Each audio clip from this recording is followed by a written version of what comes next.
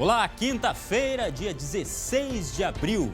Fique agora com os destaques de hoje do segunda edição. Ministro demitido. Luiz Henrique Mandetta não comanda mais a pasta da saúde. Novo ministro será oncologista e empresário da área. Entenda o que aconteceu. Um dia após restringir, o governo do estado volta atrás e flexibiliza o comércio na Serra Gaúcha. Mas o que mudou de ontem para hoje? O advogado que agora vai precisar de defesa. Ele foi preso depois de se aproveitar do coronavírus e usar atestados falsos para tirar detentos da cadeia. Bombeiros tentam controlar há 2 semanas incêndio em grande área de proteção ambiental próxima a Porto Alegre. O SBT Rio Grande, segunda edição, está no ar.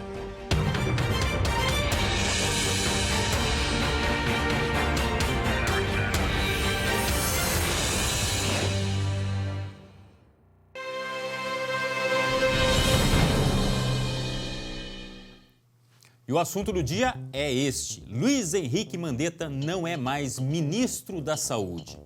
Pelas redes sociais, o governador do estado do Rio Grande do Sul, Eduardo Leite, disse que respeita a decisão do presidente Jair Bolsonaro, mas lamentou a saída do titular da pasta. O governador ainda desejou êxito ao novo ministro. Estávamos frente a uma pandemia.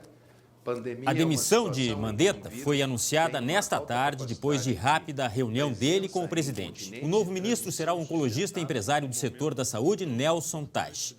Ele disse que não vai haver mudança brusca na questão do distanciamento social e que é preciso ter um plano de testes para aplicar na população.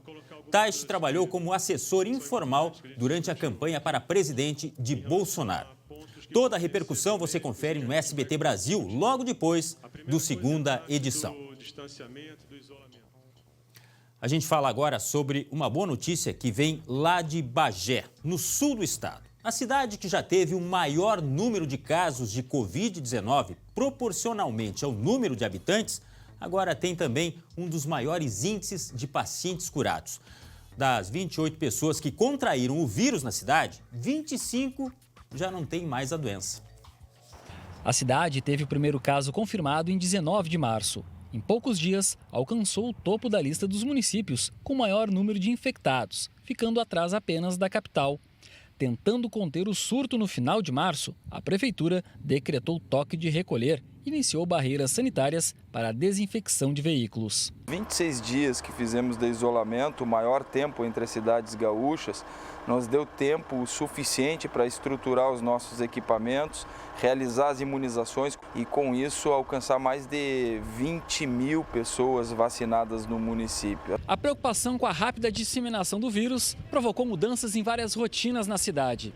A vacinação, por exemplo, é feita sem que o paciente tenha que sair do carro. Está muito bom, o atendimento está ótimo, não tem fila. Eu achei bem prático, fica bem mais flexível assim, né? Bem mais fácil. E nós estamos monitorando dia a dia o que foi o ano passado e o que está sendo esse ano no estado gripal. Qualquer alerta de uma suba nesse indicador significa que provavelmente o Covid está voltando. Desde quarta-feira, Bagé tem um novo decreto que permite a reabertura de algumas atividades como restaurantes e lojas, mas mantém outras proibidas. É o caso de escolas, academias de ginástica e bares. Reabrir o comércio é necessário, mas com responsabilidade compartilhada. Nós esperamos que, ao fazer isso aqui em Bagé, os empresários do município também façam a sua parte com seus colaboradores e clientes. E para isso o município baixou uma cartilha e está colocando no perímetro de cada estabelecimento um monitor de saúde acompanhando, o distanciamento social entre os clientes. O alívio no número de novos casos não muda a recomendação para que a população siga cumprindo sua parte. Com todo cuidado, óbvio, sempre usando luvas, máscaras e álcool em gel sempre. Eles estão bem organizados. A própria empresa está fornecendo máscaras. Olha, hoje teve um grande movimento lá em Bagé. A Secretaria de Saúde disse que vai ficar de olho, vai monitorar para ver qual vai ser o próximo passo, se continua realmente a flexibilização, porque realmente o pessoal hoje não respeitou muito. Agora vamos atualizar os números do coronavírus aqui no Rio Grande do Sul, números recém-divulgados pela Secretaria da Saúde. São 792 casos confirmados, aumentou bastante de ontem para hoje, 21 mortes, 2 a mais em relação a ontem, e 92 municípios afetados com a presença da Covid-19. Portanto, continua crescendo, embora o Rio Grande do Sul, em relação aos outros estados do sul do país, tenha números melhores ou menos piores. O governo flexibilizou hoje o decreto sobre o funcionamento do comércio na Serra Gaúcha. As mudanças aconteceram por pedido unânime dos prefeitos de 14 municípios da região. Isso porque a chamada região metropolitana da Serra não registrou nenhuma morte por Covid-19 e também possui 40% dos leitos de UTI vagos. Segundo o governo, o número é suficiente para futuros atendimentos. O anúncio foi feito pelo governador Eduardo Leite. Observamos nos hospitais da Serra Gaúcha, nesse momento, 60% de ocupação em leitos de UTI, que não há óbitos registrados naquela região e que o número de casos está proporcional ao número total de diagnósticos, ao número da participação da população da Serra Gaúcha na população do Rio Grande do Sul. Ou seja, cerca de 7% de casos entre os diagnosticados para 7% da população.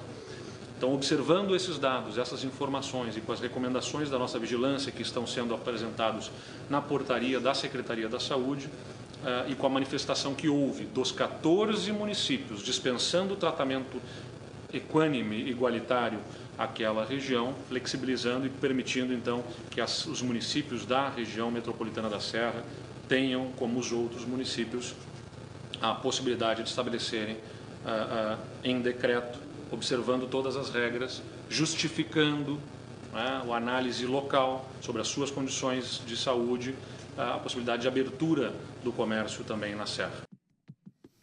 Olha, resumindo, não é só abrir e permitir que as pessoas entrem no comércio, nas lojas.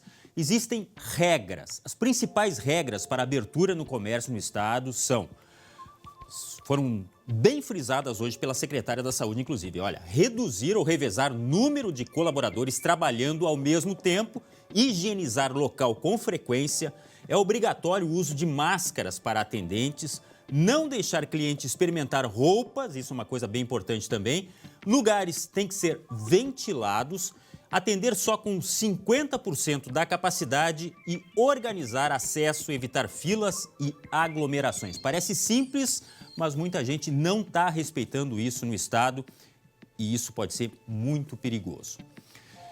E durante a entrevista pela internet, Eduardo Leite também afirmou que vão ser retomadas as etapas do concurso público da Brigada Militar. O processo foi interrompido por causa do coronavírus. A decisão deve ser publicada amanhã no Diário Oficial do Estado. Mais de 800 candidatos aprovados estão à espera de admissão. Conforme o governador, as nomeações podem acontecer dentro de 30 dias. Boa notícia para a saúde no Vale do Paranhana. O Hospital Bom Jesus, em Taquara, foi reaberto hoje. Ele funcionará como referência para o tratamento da Covid-19. Com 10 leitos de UTI e 20 leitos de internação clínica. O local estava fechado desde o dia 10 de março, quando encerrou a gestão da antiga administradora. Por meio de um contrato com duração de 5 anos, o governo do estado vai repassar R$1.600.000 por mês e a Prefeitura de Taquara, R$366.000 mensais para o gerenciamento do hospital pela Associação Hospitalar Vila Nova, que assumiu a direção do estabelecimento.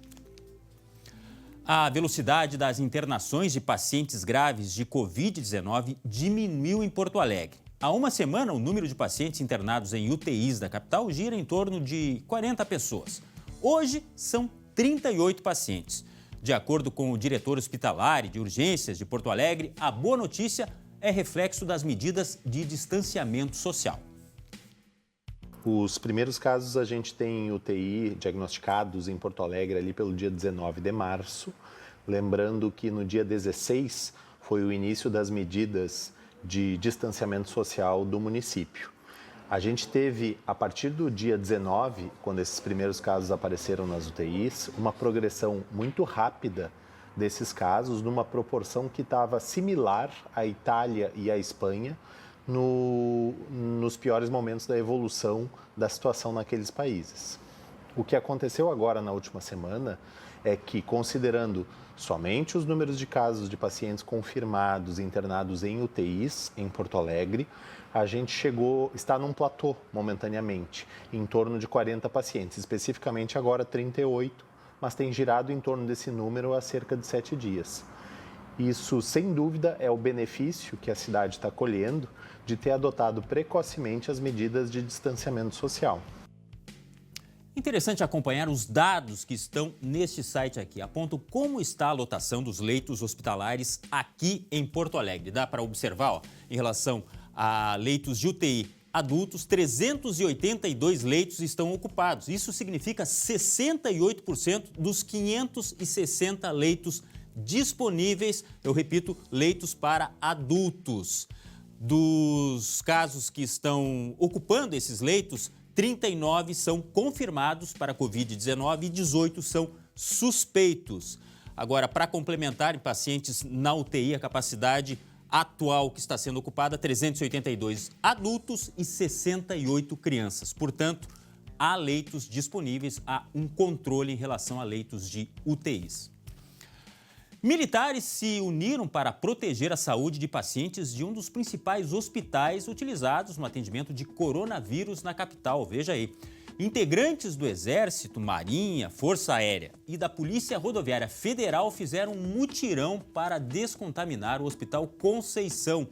A operação envolve ambientes, pessoal e material. Foi hoje à tarde. Eles fizeram uma limpeza na área externa e no entorno do prédio. Foi a primeira instituição que recebeu este tipo de ajuda dos militares. Mas eles prometem seguir com a ação em outros locais. Muito legal, né? Porque o poder público nem sempre consegue atender e as próprias instituições também não. E vem de cima uma nova alternativa para a desinfecção de áreas na capital também. Olha, a prefeitura está fazendo testes para utilizar drones para fazer o trabalho. O equipamento possui um reservatório para 10 litros do líquido a ser pulverizado. O desinfetante foi produzido pelo Instituto de Química da Universidade Federal do Rio Grande do Sul. A autonomia do drone é de cerca de 15 minutos e o objetivo é que ele atinja áreas de difícil acesso e grandes extensões, como praças e parques. Hoje foi dia também de protesto. Professores e pais de alunos se reuniram em frente à Prefeitura de Porto Alegre para protestar contra o encerramento de contratos com creches. Com previsão de déficit de aproximadamente R$1 bilhão para 2020, a Prefeitura da capital determinou o corte de contratos com fornecedores e suspensão de termos e parcerias com instituições. A partir de agora, todas as parcerias estão sendo avaliadas e renegociadas conforme as necessidades. A medida está embasada no parecer jurídico homologado pelo prefeito nesta quarta-feira. As entidades e empresas vão poder aderir ao Programa Emergencial de Manutenção do Emprego e da Renda, instituído pela medida provisória do governo federal. Agora, fique com um recado da FAB, da EVT. Quer ajuda para reduzir suas dívidas de financiamento de veículos, cartão de crédito e empréstimos nesse início de ano? Se você comprou carro e está pagando por 2, tem dívida de cartão de crédito e empréstimo, o banco não para de ligar e você já não sabe mais o que fazer? Nós vamos te ajudar. Ligue agora para a EVT Assessoria 3391-3852 ou mande um WhatsApp para 99770-2864. Nós vamos te auxiliar a reduzir suas dívidas de financiamento de veículos, cartão de crédito e empréstimos. Mas tem que ligar agora, olha aqui na tela, 3391-3852 ou WhatsApp para 99770-2864. E atenção que foi preso hoje um dos advogados que estava usando atestados falsos para soltar presos supostamente do grupo de risco por causa da Covid-19. A operação da Polícia Civil aconteceu hoje pela manhã. O Marcelo Chemali está ao vivo em home office e tem mais informações sobre essa investigação. Chemali, você está em casa, mas acompanhou essa operação, sabe dos detalhes. O que dá para contar em relação a este caso que, no mínimo, causa estranheza? Um advogado contra a lei. Boa noite. No mínimo, né, Glauco Paz? Boa noite para ti, meu amigo, boa noite para quem está nos acompanhando. Estou desde cedo verificando junto à Polícia Civil os desdobramentos dessa operação. Assunto, Glauco, que foi mostrado em primeira mão aí no SBT Rio Grande, segunda edição, no dia 2 de abril, quando os áudios começaram a ser compartilhados entre jornalistas, enfim, a Polícia Civil. Eu lembro que conversei com o subchefe de polícia, delegado Fábio Mota Lopes, que já havia sinalizado que o Departamento Estadual de Investigações Criminais iria aprofundar essas investigações. Bom, o advogado Leandro Horstmann, que é de Gravataí, foi o alvo dessa operação hoje. Ele é suspeito da inserção de documentos falsos, justamente atestados falsos, para a liberação desses detentos para prisão domiciliar e humanitária, seguindo aquela recomendação do Conselho Nacional de Justiça. Para o pessoal que está em casa nos acompanhando, vamos relembrar esses áudios que começaram a circular lá no dia 2 de abril, que nós mostramos aí, e agora são alvo da investigação da polícia. Roda aí. E eu tô cobrando para os meus clientes o valor de 2 mil para fazer os pedidos de liberdade, né? Eu peguei 7 processos e consegui tirar 6 clientes. 2 deles tinham condenação de homicídio, tá? E outro de estupro, e os outros são tráfico, né? E receptação. Todos eu consegui colocar em casa. É o famoso cara de pau, hein, Chemali?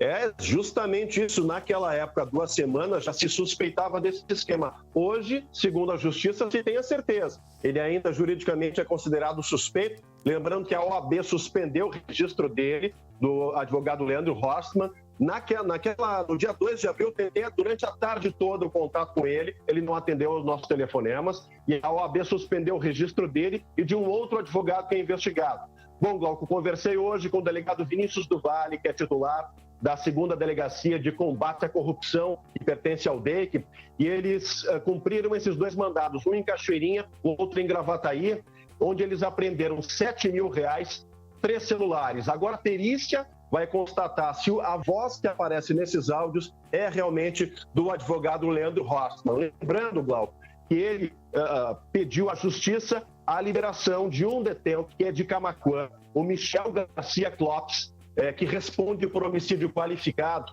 e o Michel foi liberado para ficar em casa. Depois o Ministério Público recorreu de algumas decisões, inclusive a do Michel, e aí quando a polícia voltou para levá-lo para o presídio novamente, adivinha, está considerado foragido a partir de hoje, ninguém sabe onde está o Michel, assim como outros tantos presos que não deveriam estar na rua por conta dessa recomendação do Conselho Nacional de Justiça diante da pandemia, Glauco Paz. Lembrando também que tem uma médica que está sendo investigada, ela já foi ouvida pela Polícia Civil, negou a participação nesse esquema, mas a perícia vai apontar talvez aí que a assinatura dela, se é verdadeira ou não, enfim, tem mais gente sendo investigada. O delegado Vinícius não antecipou os próximos passos da investigação, mas esse esquema, que há 2 semanas nos parecia bastante suspeito, hoje a gente já tem indícios muito concretos de que realmente foi um grande esquema.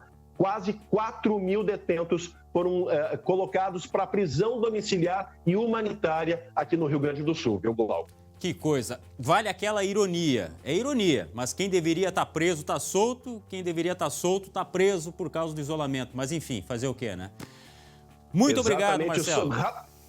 Rapidinho, Glauco, só para a gente concluir, só para a gente ver como o sistema tem falhas, tem lacunas. Hoje o ministro Onyx Lorenzoni falou que o cruzamento de dados do Ministério da Justiça apontou que 75 mil detentos se inscreveram no auxílio emergencial para receber os R$600. Como é que tem tanta gente com celular tentando burlar o sistema, né, Glauco?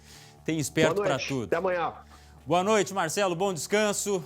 Amanhã a gente conversa mais. A Brigada Militar apreendeu 1 tonelada de drogas no bairro Jardim Algarve, em Alvorada. Os policiais foram até o local depois de um monitoramento do setor de inteligência da Brigada. No local indicado pela denúncia, os agentes encontraram 2 carros, um deles com placas de São Paulo. Os ocupantes foram surpreendidos quando trocavam cerca de 50 quilos de maconha por mais de R$34 mil. Depois disso, um dos presos levou os brigadianos até a própria casa. Lá, os PMs encontraram quase 1 tonelada de maconha, isso mesmo, além de fardas do Exército e estojos deflagrados. Foi a maior apreensão de drogas em Alvorada nos últimos anos. Os presos e os materiais foram encaminhados à delegacia em Viamão. 1 tonelada não é pouco. Olha, a gente volta daqui a pouquinho para falar de um grande incêndio próximo a Porto Alegre. Incêndio num local que deveria ser de preservação, que está sendo combatido há 2 semanas. Já voltamos. Voltamos com a segunda edição para dizer o seguinte, olha, doentes crônicos, caminhoneiros e policiais já podem se vacinar contra a gripe. A segunda fase da campanha iniciou hoje em todo o país. O movimento nos postos de saúde começou cedo. A segunda etapa da campanha de vacinação contra a gripe é destinada a funcionários do transporte coletivo, portuários, doentes crônicos, indígenas, adolescentes e jovens sob medida socioeducativa, apenados, profissionais da segurança e do sistema prisional e caminhoneiros. Nós estamos expostos a tudo, né? Porque nós estamos aí trabalhando, né? Tá difícil as coisas. Já pensou se é uma vacina que vem para o nosso bem, Daí eu pretendo fazer, né? Aqui em Porto Alegre foi organizado um sistema com 8 pontos de drive-thru, especialmente para pessoas com doenças crônicas. Assim, o paciente não precisa sair do carro para receber a vacina. A estratégia é para evitar aglomerações. É melhor e fica mais distanciado das pessoas, né? Evita contato. No carro é bem melhor.